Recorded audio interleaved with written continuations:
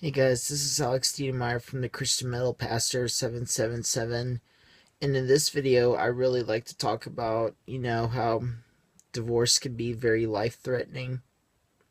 The reason why I want to bring this subject up is because today I recently had my mom had a friend of hers that worked with her pass away.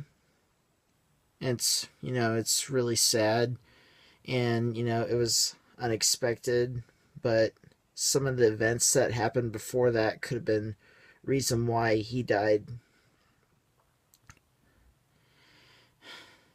Before this guy had died and stuff, he was into taking, he was addicted to his pain medication, and his wife just couldn't take it anymore, and so basically she left him, and that upsetted their oldest son. They had some kids, but that upsetted their oldest son, and their oldest son didn't want to talk to him.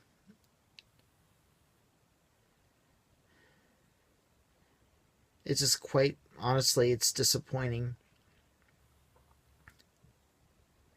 But folks, let me tell you this. I mean, this just goes to show you that divorce is really life-threatening. It's a lot more life-threatening than you think.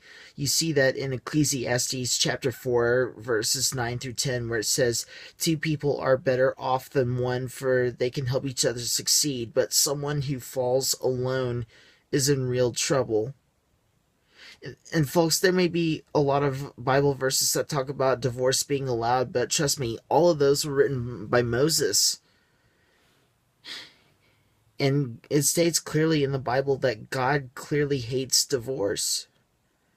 And Jesus says through Paul in 1 Corinthians 7:10, to the married I give instructions, not from I, but from the Lord, that no woman shall leave her husband, and no man shall divorce his wife.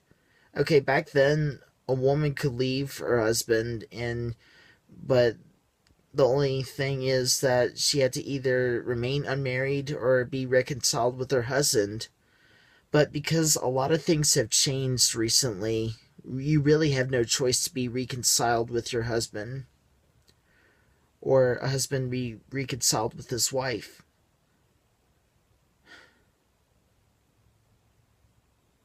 And trust me, Moses allowed divorce to happen.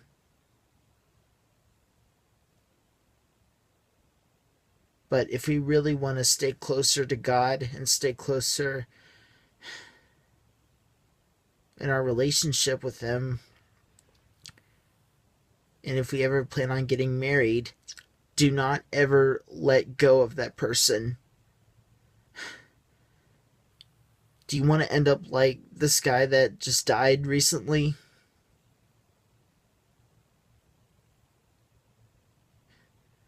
I had a nightmare about maybe a year ago where this guy, he was addicted to pornography. And one night his wife came home, saw that he had a bunch of pornographic images on his computer and on his phone. And once she talks about it to him, they start having to argue within 20 minutes. I experienced this in a dream. I was watching it happen in this dream.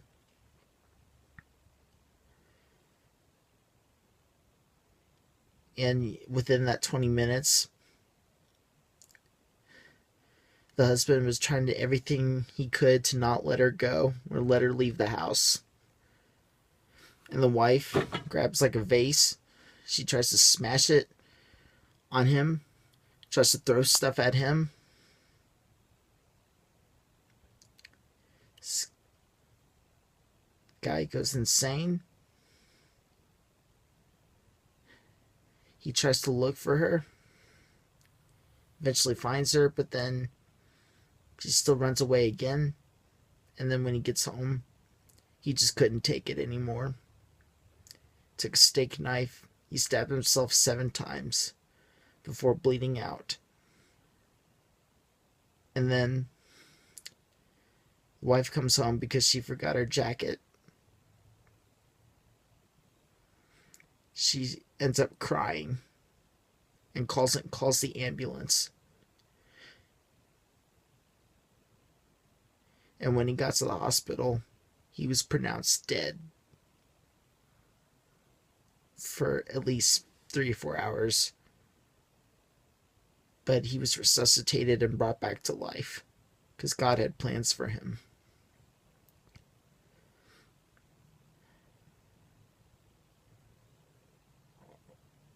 I mean, this can show you that anything can happen, but don't expect it to happen. Because God always has plans for you. God always has plans for your marriage if you plan on getting married. And Satan just wants you to know that Satan will do everything he can to destroy it. And Satan's goal in marriage is to get you to think that your spouse is the enemy instead of him. When honestly, we know Satan deserves to be in hell and he deserves to be punished. We deserve to be with God. We all have one thing in common, and that's to get closer to him. So I say this again.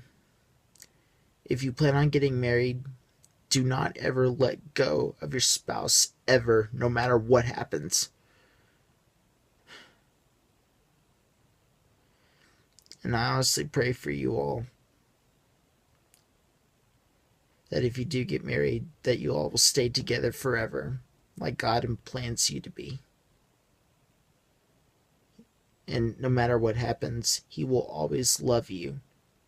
Jesus died on the cross for you, and it didn't matter whether he knew who you were or not. He always loved you. Be like Jesus, no matter how much you sin. Do everything you can to not sin, but mainly focus on loving and forgiving others, because those are simply Jesus' greatest commands, to love and forgive.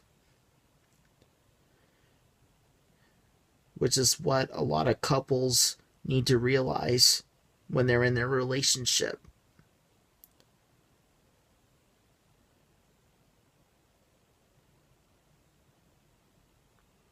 I definitely need some prayers from you all. Pray for my mom and all the people that she works with, because this guy will be dearly missed.